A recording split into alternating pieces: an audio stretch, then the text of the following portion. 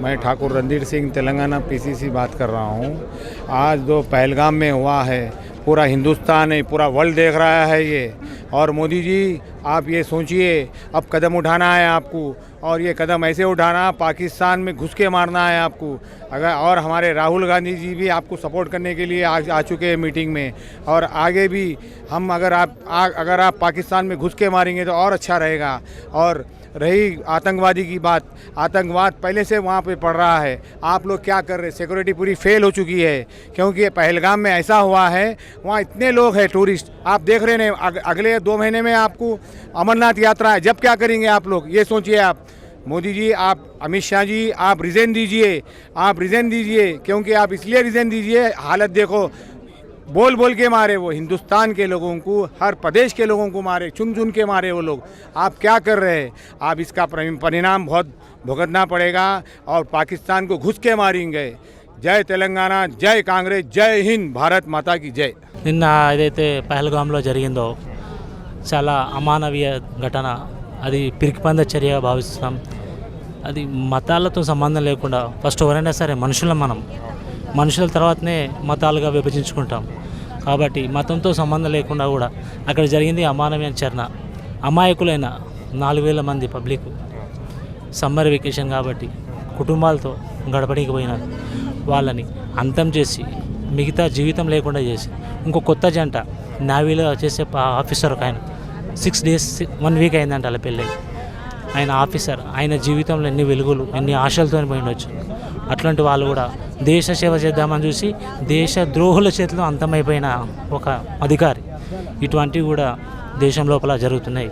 కాబట్టి ఇవి చాలా తీవ్రంగా ఖండిస్తున్నాము మేము కాంగ్రెస్ పార్టీ తరఫున. అది ఏదేమైనా కూడా అది చాలా తీవ్రమైన దుశ్చర్య, తీవ్రవాదులు. కాకపోతే ఏంటంటే అది నిఘా లోపం కాదు.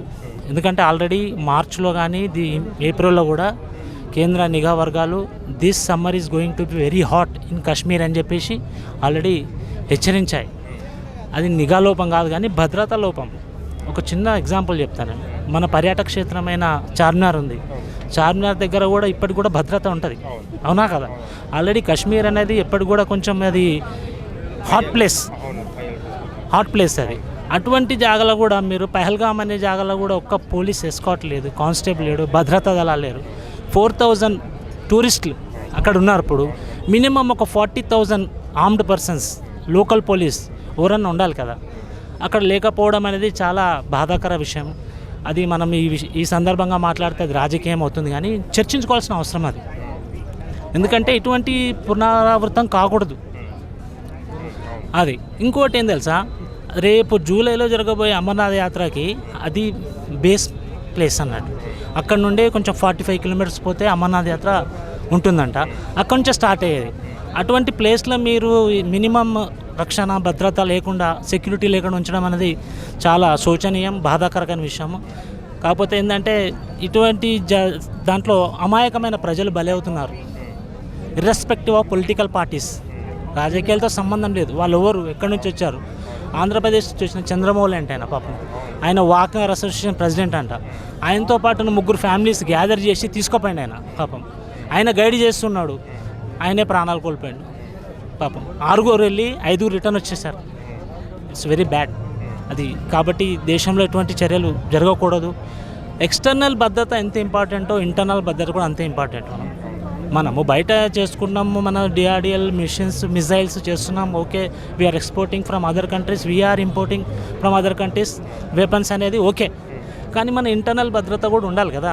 ఇప్పుడు దేశంలో మనం ఇక్కడ ఉంటున్నామంటే లోకల్గా మనం స్థానిక ప్రభుత్వం మనకు ఏర్పాటు చేసిన రక్షణ భద్రత కదా. లేదు ఇక్కడ కూడా ఇది ఉందంటే ఇంతమంది ఇక్కడ గ్యాదర్ అయ్యేటోళ్ళు కాకపోతున్నాం మనం. అలాంటిది ఒకటి టెన్స్ ప్లేస్ కాశ్మీర్, అలాంటి ప్లేస్లో అది పహల్గామ్ అనే ఒక ప్లేస్లో భద్రత లేకపోవడం అనేది చాలా బాధాకరం అండి. ఇటువంటి పునరావృతం కాకుండా చూడాలి అని చెప్పేసి నేను కాంగ్రెస్ పార్టీ తరఫున కోరుచున్నాను. రానున్న దినాల్లో ఏమైనా అంటే ప్రజలకైతే భరోసా ఇచ్చేటి విషయం ఉందంటారా బీజేపీ పార్టీకి? నేను పార్టీలే తీసుకోనండి. ఇప్పుడు పార్టీల విషయాలు మాట్లాడితే we are belong to another national party. దీన్ని రాజకీయం చేసినట్టు అవుతుంది. కాబట్టి ఏదైనా సరే సరైన చర్యలు తీసుకోవాలి. ఇంకోటి విషయం మీరు ఇప్పుడు అన్నారు కాబట్టి నేను రేజ్ చేస్తున్నా, అది పాలిటిక్స్ సంబంధించిన విషయం కాదు. మనకు పుల్వామా అటాక్ జరిగిన స్టిల్ నా వి డిజంట్ గెట్ ఎనీ రిపోర్ట్ ఇప్పటివరకు కూడా రిపోర్ట్ రాలేదు అది. అంటే ఏం జరుగుతుందని మనం ఆలోచన చేసుకోవాలి. ఇంకొకటి చెప్తానండి, if you not deserve for this post, ఇప్పుడు మీరు ఒక రిపోర్టర్గా పనిచేయాలనుకోండి, మీరు తప్పుకొని వీళ్ళకి ఇచ్చేయాలి. మీరు మంచిగా ఇంటర్వ్యూ చేయలేదు, మీరు మంచిగా మీ యొక్క స్టూడియోకి కానీ మీ యొక్క కంపెనీకి కానీ మీరు మంచి డ్యూటీస్ సర్వీస్ చేయాలనుకోండి, యు ఆర్ నాట్ ఫిట్ అని చెప్పేసి తప్పుకోవాలి. Wait another eligible person and eminent person will come and do his duty. అట్లాంటప్పుడు కేంద్ర హోంశాఖ మంత్రి గారు, if you have any party works, other party పనులు ఏమైనా ఉంటాయి ఆయనకి, ఎమినెంట్ పర్సన్ పెట్టండి. He will look of the home minister. Home minister అనేది దేశ భద్రతకు సంబంధించిందండి. వేరే పార్టీలో నుంచి చీల్చడము, రాజకీయాలు ఏర్పాటు చేయడం వేరే పనులు ఉంటాయి. ఇట్లా వేరే ఒక మంచి నియమబద్ధంలో గల వ్యక్తిని పెట్టండి. భారతదేశం చాలామంది ఉన్నారు, వాళ్ళ పార్టీలోనే ఉన్నారు. అలాంటి వ్యక్తి బాధ్యతలు అప్పగించండి. Because 140 crores of lives of the Indian population is hands of Indian home ministry. అలా నమ్మే కదా మనం ఉంటున్నాం ఇక్కడ. అలాంటప్పుడు నేను అనేది ఏంటంటే, మనతో కానప్పుడు వేరే వాళ్ళకి సమర్థమైన వ్యక్తులకు అప్పచెప్పేసి బాధ్యతను తప్పించుకోవడం మంచిదని అనడం. అంతేగాని ఇక నేను పార్టీ పరంగా ఏమి రాజకీయాలు మాట్లాడదలుచుకోలేదు.